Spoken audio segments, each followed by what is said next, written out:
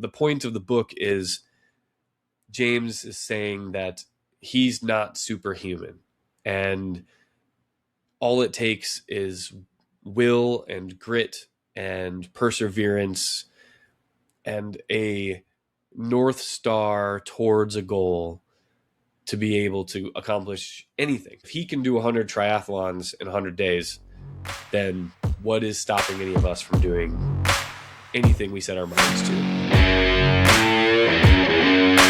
Hey everybody, and welcome back to another episode of Fitness, Fables, and Fatherhood. This is Josiah.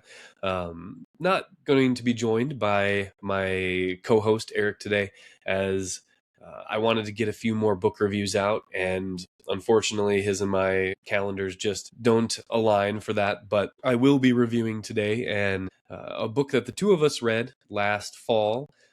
Eric decided he wanted to participate in an extreme triathlon down in Utah, and he invited me to be his crew for the event. That was a great time. I hadn't spent that much time with Eric in person in a long time, since probably college. And as we're both approaching our late 30s, that was a while ago. So it was a lot of fun. And while we were down there, he met James Lawrence, which, if any of you have had any time or any exposure to the endurance athlete world, you probably recognize that name, as he was the man who completed 50 full-length triathlons in 50 states across 50 days, and then subsequently completed 100 triathlons in 100 days in his hometown, which is one heck of a feat.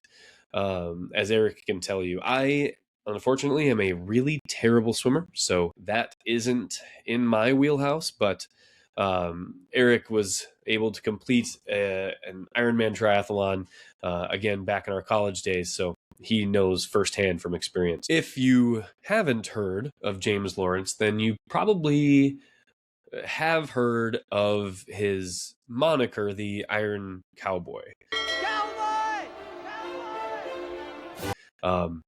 The Iron Cowboy made his rounds not that long ago in the media circuit, as he was advertising his event and then following up afterwards as they were raising money for charity throughout this whole process. There's a story about perseverance, and that's what he wrote his book Iron Hope on. We picked this up while we were down at the event, both of us, and then we proceeded to read it in our morning exercise routines. Myself, while I was on my bike ergometer, and I believe Eric read it while he was on his treadmill. And I'll be honest, I liked the book. I will just lead off and tell you that I'd give it a 3 out of 5 on the rating scale. It's a raw book. There's grit and determination that is spelled out from page to page.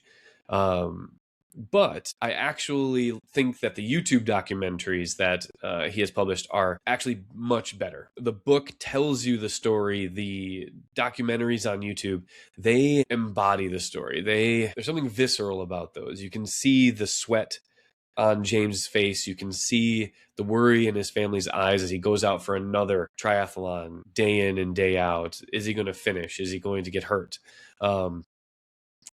Just being able to see those things. So I highly, highly recommend that anyone that hasn't goes out and watches those documentaries. I believe one is called 50-50-50 and the other is Conquer 100, and they're here on YouTube. So check those out. If you feel like you should click off this video now and go have a watch, by all means, because they're fantastic. But for those of you that don't want spoilers as to what is in this book, go ahead and click away now and go watch those, as I can't recommend those enough. So what did I like about the book? I was familiar with the story, as I had seen one of the documentaries prior to heading down to Utah with Eric. So I knew the story. I'm familiar with what a full-length triathlon is. 140.6 miles spread across biking, swimming, and running. every single day for 100 days, that is a superhuman feat. And the point of the book is James is saying that he's not superhuman.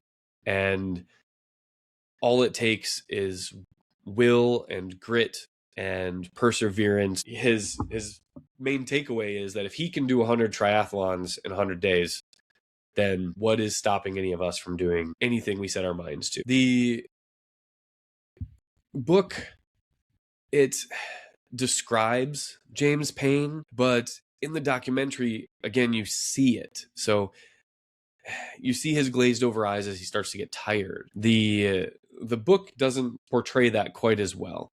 And I think if I would have read this separately from watching the documentaries, or I'd never seen them before, I would probably even like the book a little bit better. But given the fact that I was exposed to those, they're just a little bit superior to this. But I do recommend that people pick this up. There are pages at the back of the book, if I can find them quickly here, for you to take notes and sort of log your own personal journey as you're trying to accomplish a goal. As I say, I can't find them quickly, but they're at the back of the book. The book is also has these sporadic images which are great, but also these little quotes where he is trying to give a piece of advice, a little sort of quote to live by. And I don't think those were necessary. I think you could have shortened the book by probably 20, 30 pages if those were just removed, as a lot of them I felt were rather cliche. So I would recommend this book if you're a sort of diehard endurance nerd like Eric and I are, or if you're someone struggling with a sort of massive life hurdle. Read it. It's definitely something that I think is worth a read, and it's quick. I finished it in just a couple of days. And I'm not sure if I would recommend to watch the documentary first. If you're going to pick up the book, just I think maybe reading the book is superior, or watching the documentary. I don't think you need to do both. So let me know what you guys think. If you pick it up, let me know if you found it to be as motivational as I did, or if you have another one to recommend. And as James would probably say, keep redefining your impossible.